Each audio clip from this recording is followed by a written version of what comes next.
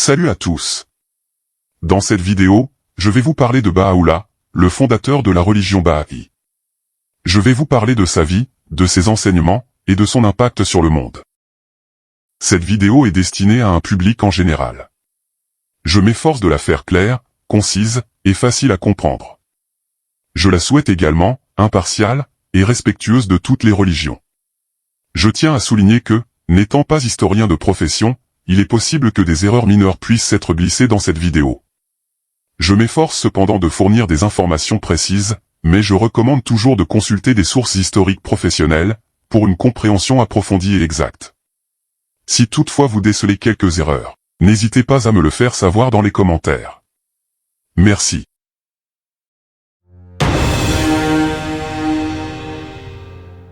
Revenons sur certains faits, les plus significatifs, de la vie de Baha'u'llah. Baha'u'llah est né en 1817, à Téhéran, en Iran. Il était le fils d'un riche fonctionnaire du gouvernement. Il a reçu une éducation complète dans les domaines de la religion, de la philosophie, et de la littérature. En 1844, Baha'u'llah a rencontré le Bab, un autre prophète persan qui a annoncé l'arrivée d'une nouvelle dispensation religieuse. Baha'u'llah est devenu un disciple du Bab, et a joué un rôle important dans la propagation de son message. Pendant son exil, Baha'u'llah a écrit une vaste littérature spirituelle. Il a enseigné que toutes les religions du monde sont des expressions de la même vérité divine. Il a appelé à l'unité de l'humanité et à l'établissement d'une paix mondiale. Baha'u'llah est décédé en 1892, à Acre, en Palestine. Il est considéré comme le fondateur de la religion Baha'i, qui compte aujourd'hui plus de 7 millions de membres dans le monde entier. Les enseignements de Baha'u'llah ont eu un impact profond sur le monde. Ils ont inspiré des gens de toutes les religions, et de toutes les cultures, à travailler ensemble pour un monde plus juste, et plus pacifique. Une petite parenthèse sur celui qui, d'une certaine manière est un lien direct avec Baha'u'llah. Au milieu du 19e siècle, l'une des périodes les plus perturbées de l'histoire du monde, un jeune marchand a annoncé qu'il était le porteur d'un message destiné à transformer la vie de l'humanité. À une époque où son pays, l'Iran, connaissait une décadence morale généralisée, son message a suscité enthousiasme et espoir dans toutes les classes de la société, attirant rapidement des milliers de disciples. Il a choisi comme titre « Le Bab », ce qui signifie « la porte » en arabe. Le Bab, Sayyed Ali Muhammad Shirazi, est né en Perse, en 1819, à Shiraz, en Iran. En l'année 1844, il est le fondateur de la foi Baha'i, à l'âge de 25 ans. Il fonda la foi du babisme, se clamant l'interprète inspiré du Coran. Il se nomma ensuite lui-même prophète d'un nouvel âge, et essence de Dieu. Il proclame sa mission prophétique, annonçant être le précurseur d'une figure plus importante à venir. Qui sera Baha'u'llah? Malgré une opposition féroce des autorités religieuses et politiques, le Bab composa de nombreux écrits et enseignements, fait de nombreux disciples, et révèle des écrits sacrés, dont le Bayan. Alors que son mouvement gagnait le soutien de gens de plus en plus nombreux, le clergé et le gouvernement perse se mirent à persécuter et à tuer les partisans du Bab. Il fut exécuté à Tabriz par un peloton d'exécution en 1850 et fut enterré dans le magnifique sanctuaire au cœur des jardins Baha'i, à Haïfa.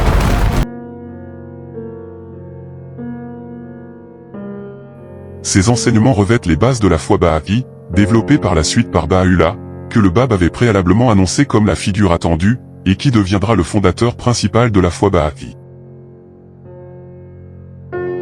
Bienvenue à ma chaîne. Je suis passionné par tout ce qui est mystérieux et étrange. Accompagnez-moi jusqu'au bout de la vidéo. Merci.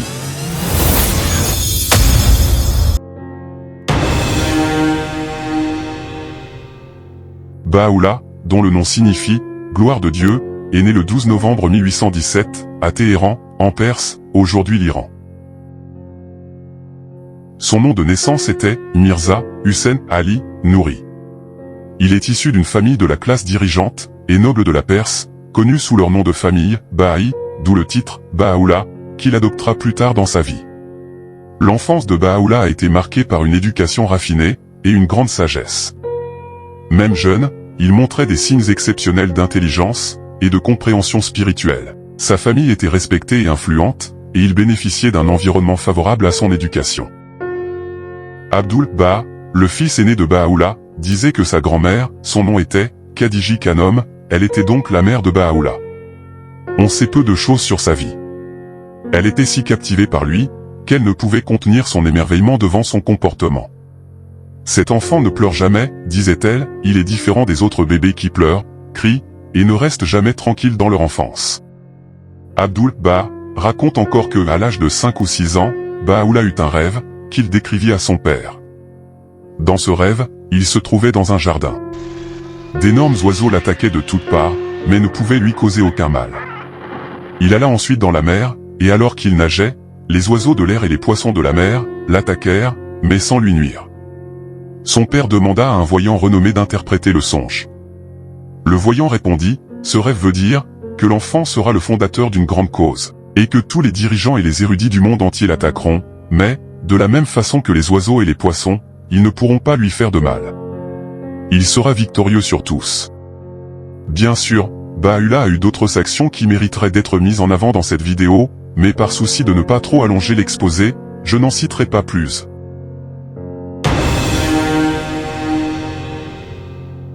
À l'âge adulte, Baha'u'llah s'est distingué par sa générosité envers les pauvres et les nécessiteux. Il a occupé des postes de haut rang à la cour royale, mais il a décliné des opportunités qui auraient pu le maintenir dans une position de pouvoir et de privilège. Sa famille était considérablement riche, et à l'âge de 22 ans, il a refusé un poste au gouvernement, gérant plutôt les propriétés familiales, et donnant de son temps et de son argent à des œuvres caritatives. À l'âge de 27 ans, il accepta les revendications du Bab, et devint l'un des partisans les plus fervents du nouveau mouvement religieux, qui prônait entre autres choses, l'abrogation de la loi islamique, ce qui suscita une forte opposition. À l'âge de 33 ans, lors d'une tentative gouvernementale d'extermination du mouvement, Baha'u'llah a échappé de peu à la mort, ses propriétés ont été confisquées, et il a été banni d'Iran. La vie de Baha'u'llah a pris un tournant significatif en 1844, lorsqu'il a embrassé la foi du Bab, un prophète et précurseur de la foi Baha'i. Le Bab l'a choisi comme un des 18 disciples, appelés lettrés de la baie.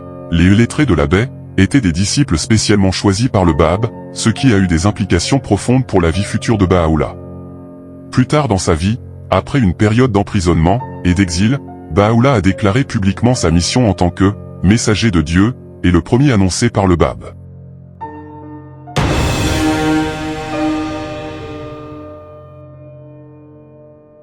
Baha'u'llah a été emprisonné, et a connu des périodes d'exil à plusieurs reprises au cours de sa vie, en raison de ses enseignements religieux, et de son implication dans le mouvement du Bab. L'un des emprisonnements les plus marquants a eu lieu à Téhéran, en 1852, dans le contexte de persécutions religieuses à l'encontre des adeptes du Bab. À cette époque, Baha'u'llah était l'un des principaux disciples du Bab, et les autorités persanes considéraient les adeptes de cette nouvelle foi comme une menace à l'ordre établi. En 1852, Baha'u'llah fut accusé à tort de complicité dans une tentative d'assassinat de Nasir-ed-Din Shah, le roi d'Iran. Quand le mandat d'arrêt fut émis, il décida de faire face à ses accusateurs, à la grande surprise de ceux chargés de son arrestation. Ils le conduisirent, pieds nus et enchaînés, à travers des rues bondées, vers un cachot souterrain tristement célèbre appelé la Fosse Noire. Le cachot servait auparavant de réservoir d'eau pour un bain public. Entre ces murs, les prisonniers croupissaient dans une atmosphère froide et insalubre, attachés les uns aux autres par une chaîne au poids insupportable qui laissa sa marque sur le corps de Baha'u'llah pour le restant de ses jours. Baha'u'llah a été arrêté, et emprisonné dans le donjon de Siyachal. La Fosse Noire. Un lieu souterrain infâme, où les conditions de détention étaient extrêmement difficiles. Pendant son emprisonnement à Siyachal, Baha'u'llah a eu une expérience mystique profonde qui a marqué le début de sa mission, en tant que messager de Dieu, pour l'ère moderne.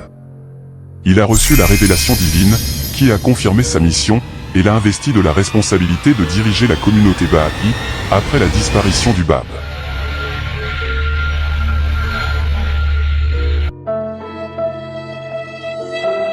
Après sa libération de Siyachal, Baha'u'llah a été exilé à Bagdad, puis à Istanbul, anciennement Constantinople, et finalement à Akka, anciennement Acre, en Palestine ottomane. Baha'u'llah quitta Téhéran le 12 janvier 1853, et voyagea vers Bagdad, au cours d'un très rude hiver, en passant successivement par les villes suivantes, Reyi, Azan-Abad, Kalei Muhammad Ali Khan, Ali Abad, Kouchkinura, Bagirabad, Manzariyi, Qom, Talab, Diitash Katin, Jaru, Siyavashi, Saruk, Dizabad, Hamadan, Gardani Assadabad, Kangavar, Sani, Bizutin, Kirmanshah, Maïdasht, Arahabad, Karan, Surkidizi, Saripuli Zahab, Kasri Shirin, Khusravi. Kanakin, en Irak, Kizilruba, Chariban et Bakubi. Baha'u'llah arriva à Bagdad le 8 avril 1853. Durant plus d'un mois, il logea dans une maison à Kazimayn et revint ensuite à Bagdad. Il partit pour le Kurdistan le 10 avril 1854, où il vécut en ermite sur les montagnes de Sargalu, près de la ville de Suleymaniye, ou Taqiyi Molana. Il revint à Bagdad le 19 mars 1856, à la demande des Babis, pour reprendre la direction de la communauté. Sur le point de quitter Bagdad, pour se rendre en exil à Constantinople. Baha'u'llah déclara publiquement à son entourage qu'il était celui que Dieu rendra manifeste, le premier annoncé par le Bab, alors qu'il séjournait dans les jardins de Najibiyi, jardin de Rivan, du 22 au 3 mai 1863. Cet événement est fêté chaque année par les Baha'i, comme le festival de Rezvan. Baha'u'llah partit pour Constantinople, le 3 mai 1863, et traversa successivement les lieux suivants, fêtés comme un roi. Fireja, Judédi, Dili Abbas, Karitapi, Salahi, Dust Kurmatu, Tavuk, Karkuk, Irbil, la rivière Zab, Bartali, Musul, Zaku, Jaziri, Nizibin, Azan Aka, Mardin, Diyarbakr, Madanmi, Karpou, Madan Nukri, Diliktash, Siva, Ukat, Amazia, Ilahi, Sansin, où il embarqua sur un bateau, pour se rendre à Sinope, à Niabuli, et finalement, Constantinople. Baha'u'llah arriva à Constantinople, l'actuel Istanbul, le 16 août 1863. La caravane accompagnant Baha'u'llah à Constantinople était grande. Il y avait 50 mulets, 10 gardes et leurs officiers à cheval, près de 60 animaux. Il y avait 7 Oda, portés sur des mules, surmontés de parasols, dans lesquels voyageaient les femmes et les enfants. Il y avait Baha'u'llah, Abdul-Baha, les officiers, et certains hommes, voyageaient à cheval, d'autres sur des mulets, mais la plupart des hommes marchaient à côté de la caravane. Pour info, le terme Oda désigne une litière portée par un chameau. La caravane s'arrêtait le plus souvent sur les rives du Tigre et de l'Euphrate, et de leurs affluents, où elle installait ses campements, et où les voyageurs pouvaient se baigner, et parfois dans des caravansérails. Les caravansérails sont de vastes cours entourés de bâtiments, où les caravanes font halte. Les 2 tiers du voyage de Baha'u'llah jusqu'à Constantinople se faisaient par voie terrestre, jusqu'à Samsun sur la mer Noire, soit environ 1600 km, et le dernier tiers de Samsun à Constantinople, soit environ 800 km, se faisait par voie maritime. Dans de nombreuses villes et villages où il s'arrêtait, Baha'u'llah était accueilli par une délégation avant son arrivée, et accompagné sur une certaine distance par une autre délégation similaire à son départ. Dans certains endroits, les villageois organisaient des festivités en son honneur et lui préparaient de la nourriture, et veillaient à ce que Baha'u'llah soit à l'aise, lui témoignant un grand respect. Les habitants locaux qui ont vu Baha'u'llah voyager ont déclaré qu'ils n'avaient jamais vu quelqu'un comme lui, majestueux dans son voyage, généreux de sa générosité, et hospitalier envers tous. Ces périodes d'emprisonnement et d'exil ont été difficiles physiquement, mais elles ont également été cruciales pour la propagation des enseignements de Baha'u'llah, et pour l'émergence de la foi Baha'i en tant que religion distincte. Malgré les épreuves, et les souffrances qu'il a endurées, Baha'u'llah a continué à révéler des écrits sacrés, et à transmettre ses enseignements de paix, d'unité, et de justice, tout au long de sa vie. Son emprisonnement a joué un rôle central dans l'histoire de la foi Baha'i, et les Baha'i considèrent souvent ces épreuves comme des étapes cruciales dans la manifestation de la mission divine de Baha'u'llah.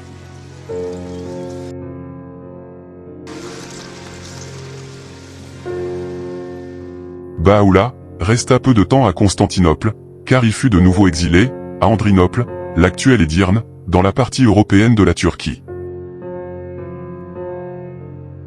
Rappelons que l'exil de Baha'u'llah à Constantinople fut très court, ils y demeurèrent seulement 4 mois, avant qu'un nouveau bannissement ne les conduise, à Edirne, autrefois Andrinople, après un périple exténuant entrepris durant le plus froid des hivers.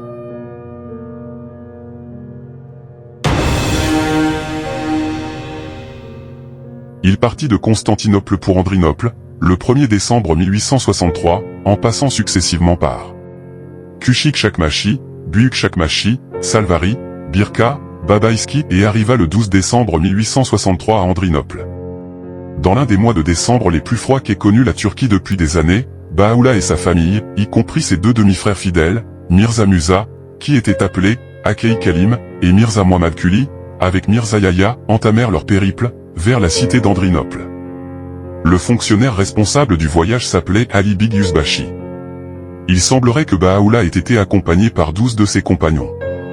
Parmi eux se trouvait le fameux Sayyid Muhammadi Isfahani, dont l'esprit maléfique jetait de plus en plus d'ombre sur les exilés. Par son influence satanique, il suscita beaucoup de douleur et d'angoisse en leur cœur et leur fit endurer des épreuves et des tribulations sévères. Sayyid Muhammadi Isfahani, né en 1806 et mort le 22 janvier 1872, était un babi, qui était un éminent opposant à Baha'u'llah. Le groupe, qui comprenait des femmes et des enfants, n'était pas habillé de façon adéquate. Pourtant, les autorités de Constantinople ont fait voyager certains d'entre eux dans des chariots destinés normalement au transport de marchandises, tandis que d'autres durent chevaucher des animaux. Voyageant à travers pluie et tempête, parfois même faisant des marches de nuit, les voyageurs, harassés, arrivèrent à destination le 12 décembre 1863. À Andrinople, leur hébergement ne put les protéger suffisamment des températures glaciales. Baha'u'llah, dit d'Andrinople, qu'elle était là, prison lointaine. Cependant, en dépit des conditions inhospitalières dans lesquelles les exilés étaient forcés de vivre, des versets inspirés continuèrent de s'écouler de la plume de Baha'u'llah, et son message se répandit aussi loin que l'Égypte et l'Inde. Au cours de cette période, Mirza Yahya, le demi-frère jaloux de Baha'u'llah, trouva le moyen de l'empoisonner. Cet épisode tragique laissa Baha'u'llah affecté d'un tremblement, qui se vit dans son écriture jusqu'à la fin de sa vie.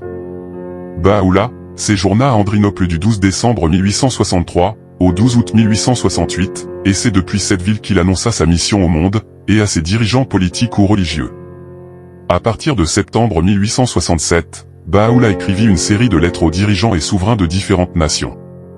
Dans ses écrits prémonitoires, il proclama ouvertement son rang, parlant de l'avènement d'un nouvel âge. L'agitation continuelle des détracteurs de Baha'u'llah amena le gouvernement ottoman à le bannir une dernière fois, dans sa colonie pénitentiaire la plus tristement célèbre. La ville-prison méditerranéenne de Saint-Jean d'Acre. Pour mémoire, la ville est passée sous le pouvoir ottoman en 1516, puis britannique en 1917, la ville est israélienne, depuis 1948 sous son ancien nom hébreu, Akko. Baha'u'llah et ses compagnons ont quitté Adrianople, son nom aujourd'hui est Edirne. Pour Saint-Jean d'Acre, le 12 août 1868. Le voyage était difficile et pénible, et ils sont arrivés, à Acre, le 31 août 1868. L'arrivée à Acre a marqué le début d'une nouvelle phase dans la vie de Baha'u'llah, et de la communauté Baha'i naissante. Il fut exilé en Palestine, en passant par Uzun-Kuprou, Kashani, Gallipoli, et Madeli, où il embarque pour se rendre en Palestine, en faisant successivement escale à Smyrne, Alexandrie, Port Saïd, Jaffa et Haïfa. Baha'u'llah est entré dans Acre, le 31 août 1868, par la porte de la mer, visible à gauche le long de la digue. Cette photo, datant de 1920, montre à quoi ressemblait la porte de la mer à l'arrivée de Baha'u'llah, avec l'eau léchant le pied du mur. Aujourd'hui, cette zone le long de l'ancienne digue est une promenade pavée.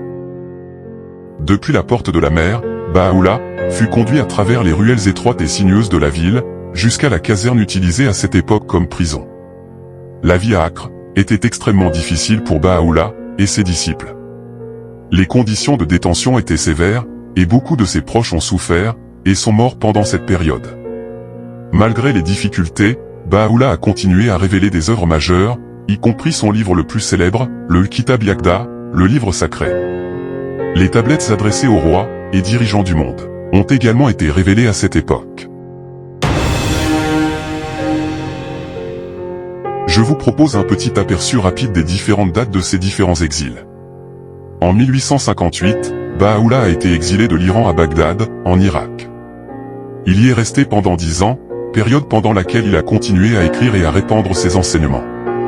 En 1868, Baha'u'llah a été exilé d'Irak à Adrianople, en Turquie. Il y est resté pendant 9 ans, période pendant laquelle il a rédigé la plupart de ses écrits les plus importants. En 1877, Baha'u'llah a été exilé d'Adrianople à Acre, en Palestine. Il y est resté jusqu'à sa mort en 1892. L'emprisonnement de Baha'u'llah a été un événement important dans l'histoire de la religion Baha'i. Il a permis à Baha'u'llah de développer sa pensée et de diffuser ses enseignements dans le monde entier. L'emprisonnement de Baha'u'llah a également été un témoignage de sa foi et de sa détermination. Il a refusé de renoncer à ses croyances, même face à la persécution.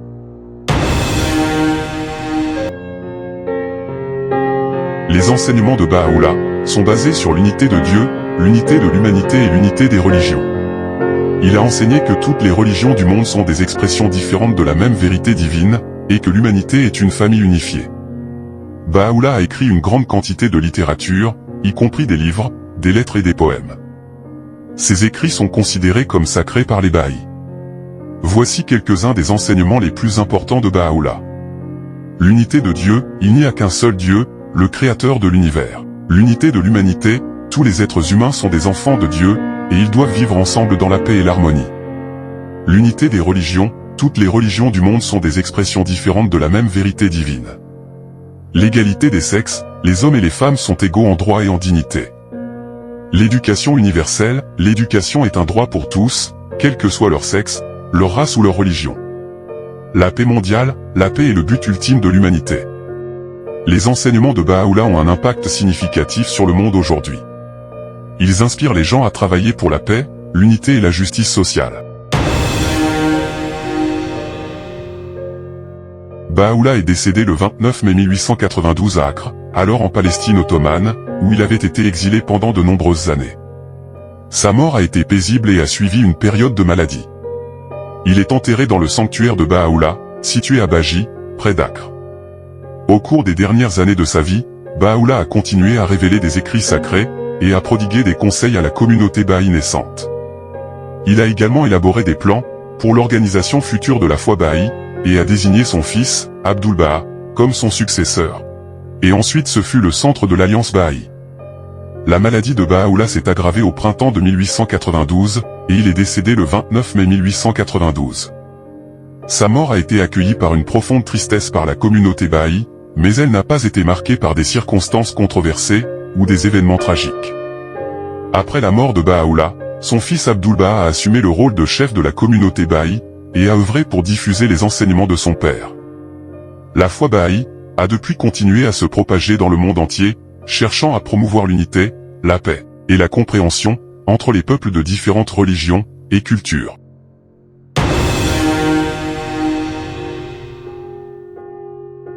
Après la mort de Baha'u'llah, il a légué un ensemble de principes, enseignements et institutions qui ont formé la base de la foi Baha'i. Parmi les éléments clés qu'il a légués, on trouve 1. L'alliance de Baha'u'llah. Avant sa mort, Baha'u'llah a établi une série d'instructions et d'alliances, dont la plus importante était la nomination explicite de son fils, Abdul Baha, en tant que centre de l'alliance Baha'i, et l'interprète autorisé de ses écrits sacrés. Cette mesure a assuré la continuité et la stabilité de la direction de la communauté Baha'i après sa mort. 2. Écrits sacrés. Baha'u'llah a révélé de nombreux textes sacrés au cours de sa vie, comprenant des livres, des épîtres et des tablettes. Ces écrits forment la base des enseignements de la foi Baha'i, et guident les croyants dans leur compréhension spirituelle, et leurs pratiques religieuses. 3. Institutions administratives. Baha'u'llah a établi des institutions administratives qui sont devenues le fondement de la structure organisationnelle de la foi Baha'i. Il a instauré un ordre mondial, qui comprenait des conseils spirituels locaux et nationaux, dirigés par des assemblées spirituelles locales et nationales, respectivement. Il a également prévu la création de la Maison universelle de justice, l'organe élu mondial qui dirige aujourd'hui la communauté Baha'i. «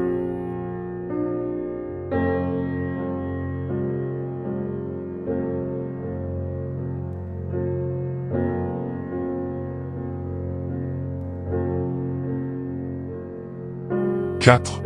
Principes fondamentaux. Baha'u'llah a enseigné des principes fondamentaux tels que l'unité de l'humanité, l'élimination de toute forme de préjugés, la justice sociale, la paix mondiale, l'harmonie entre science et religion, et l'éducation pour tous. Ces principes constituent le socle des valeurs Baha'i, et orientent les Baha'i dans leur vie quotidienne. 5. L'ordre mondial de Baha'u'llah. Baha'u'llah a esquissé une vision d'un ordre mondial unifié qui favoriserait la paix, la stabilité, et la prospérité pour toute l'humanité. Cette vision est basée sur des principes spirituels et moraux, et vise à transcender les divisions nationales et les conflits. Les apôtres de Baha'u'llah sont 19 éminents disciples de Baha'u'llah, durant une période comprise entre 1817 et 1892, qui fonda la foi Baha'i. C'est son arrière-petit-fils, Shoghi Effendi, né le 1er mars 1897 et mort le 4 novembre 1957, nommé « le gardien de la cause de Dieu » Wali Amrullah, par Abdul Baha.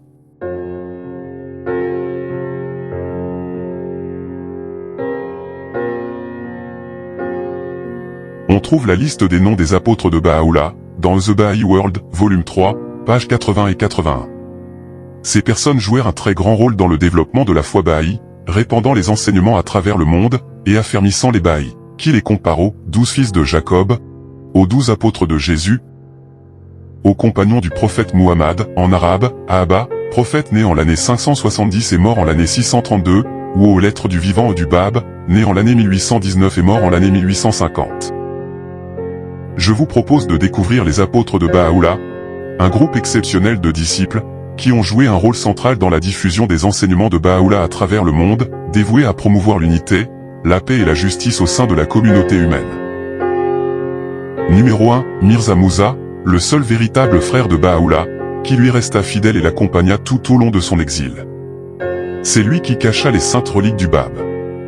Numéro 2, Mirza Bouzour Badi, qui subit le martyre à l'âge de 17 ans, en transmettant la lettre de Baha'u'llah au roi de Perse, Nérid d'un Shah.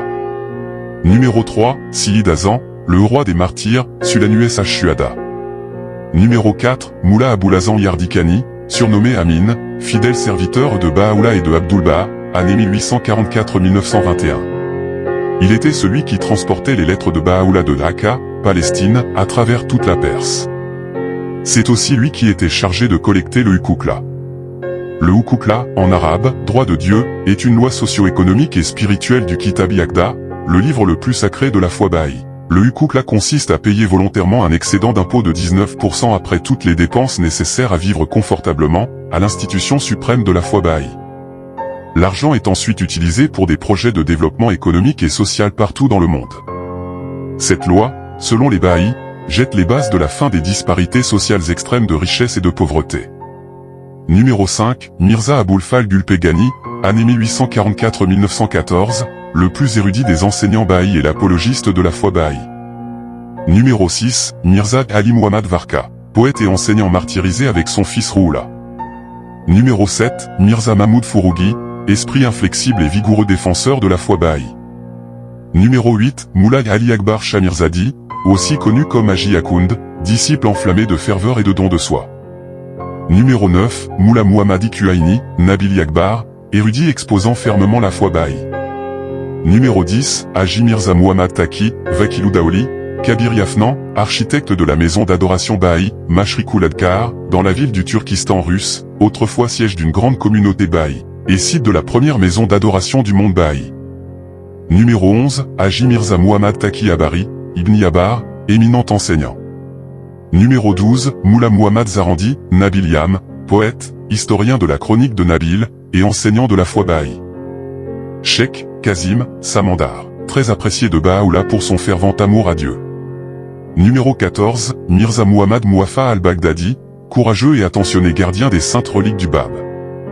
Numéro 15, Mirza Ouzin Mishkin Kalam, éminent calligraphe, qui partagea l'exil de Baha'u'llah, et dessina pour la première fois la calligraphie du plus grand nom. Numéro 16, Mirza Azan, Adib, enseignant dévoué de la foi Baha'i. Numéro 17, Cheikh Muhammad Ali Kuaini, éloquent et érudit défenseur de la foi Baha'i au Turkestan russe. Numéro 18, Moula Zenoul Abidin, Zenoul Moukarabin, célèbre écrivain et chef des Baha'i exilés dans la ville irakienne de Mousoul. Numéro 19, Mirza Ali Muhammad, Ibn Yadak, fervent avocat de l'Alliance de Baha'u'llah.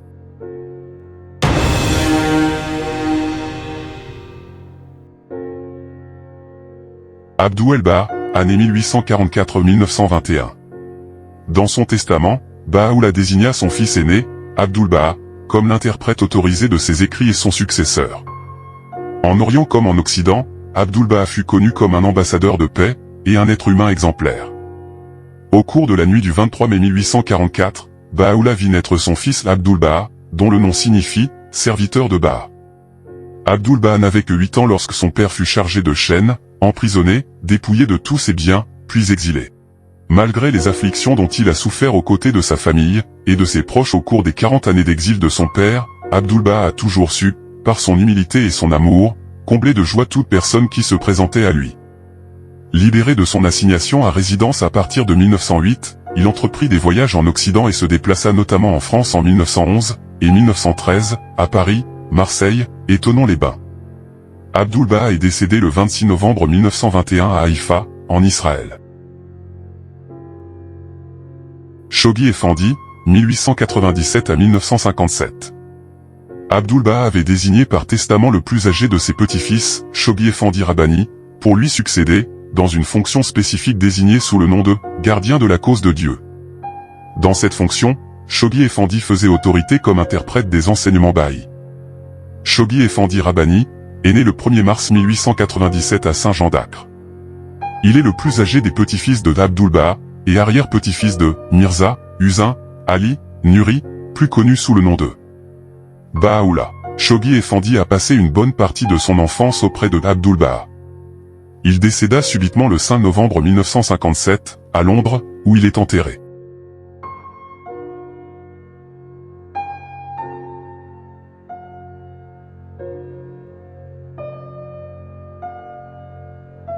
La sauvegarde de l'unité des adeptes de Baha'u'llah, et le maintien de l'intégrité, et la flexibilité de ses préceptes, sont assurés aujourd'hui par la Maison universelle de justice, après avoir été conférée à Abdul-Baha, puis à Shoghi Effendi. Elle est l'institution suprême sous l'impulsion de laquelle les croyants et les institutions bahaïs se consacrent à l'amélioration matérielle et spirituelle du monde. Dernière instance élue, c'est Baha'u'llah, fondateur de la foi bahaï, qui ordonna dans son Kitabi Akeda, le livre très saint des bahaïs, que soit établie une maison de justice dans chaque localité pour gérer les affaires de la communauté, et une maison internationale de justice, dirigeant les bahaïs dans le monde entier. Dans ses volontés et testaments, Abdul-Baha indiqua qu'il devait aussi exister des maisons nationales de justice, pour gérer les affaires communautaires dans chaque pays. Shoghi Effendi expliqua dans ses lettres l'importance de l'institution des maisons de justice, locales et nationales, mais qu'elles étaient encore immatures, et préféra les nommer assemblées spirituelles. Dans son livre de loi, Baha'u'llah ordonne à la Maison universelle de justice d'exercer son influence positive sur le bien-être de l'humanité, de promouvoir l'éducation, la paix et la prospérité mondiale, de protéger l'honneur des hommes, et la place de la religion dans la société. Les Maisons universelles de justice, fondées pour la première fois en 1963, est toujours en vigueur aujourd'hui. Ces 9 membres sont élus tous les 5 ans par l'ensemble des membres des conseils administratifs nationaux du monde bahaï. Aucune candidature, ni aucune publicité partisane ne précède cette élection de dimension mondiale. Le mausolée de Baha'u'llah est un lieu saint, situé à Baji, près d'Acre, en Israël. Il abrite la sépulture de Baha'u'llah, le fondateur de la foi bahaï. Baha'u'llah a vécu la majeure partie de sa vie en exil, et son lieu de repos final est devenu le mausolée de Baha'u'llah. L'histoire du mausolée remonte au décès de Baha'u'llah en 1892. À cette époque, son fils Abdul-Baha, qui était le chef de la communauté bahaï après lui, a supervisé la construction du mausolée, en l'honneur de son père. Le mausolée a été construit autour du lieu de sépulture initial de Baha'u'llah, et sa construction s'est déroulée sur plusieurs décennies. Le mausolée est devenu un lieu de pèlerinage sacré pour les bahaïs du monde entier. Il est entouré de magnifiques jardins et constitue un lieu de recueillement et de prière pour les adeptes de la foi bahaï. Le site est également reconnu pour son architecture et son design artistique, reflétant les principes esthétiques de la foi bahaï, qui met l'accent sur l'unité, la beauté et la diversité. Pour conclure, l'héritage de Baha'u'llah continue d'influencer la vie des bahaïs à travers le monde, et de guider leur engagement en faveur de la construction d'un monde meilleur, et plus juste. Baha'u'llah est une figure importante dans l'histoire des religions du monde. Ses enseignements ont inspiré des millions de personnes à travers le monde, et ils continuent d'inspirer encore aujourd'hui. La vidéo est maintenant terminée. J'espère que mes recherches et le montage pour la réalisation de cette vidéo traitant de l'histoire de la vie de Baha'u'llah vous a été agréable et éclairante. Si vous souhaitez en savoir plus sur Baha'u'llah, et la religion bahaï, je vous encourage à visiter le site web de la communauté bahaï de votre pays. Merci d'avoir regardé cette vidéo sur Baha'u'llah. Laissez-moi savoir ce que vous en pensez dans les commentaires. Je suis toujours à la recherche de nouvelles idées pour vous divertir et vous informer. Partagez cette vidéo avec vos amis. Merci d'avoir regardé jusqu'au bout. N'oubliez pas de vous abonner à ma chaîne pour ne rien manquer de mes prochaines vidéos. Et j'espère que vous avez passé un bon moment. À bientôt.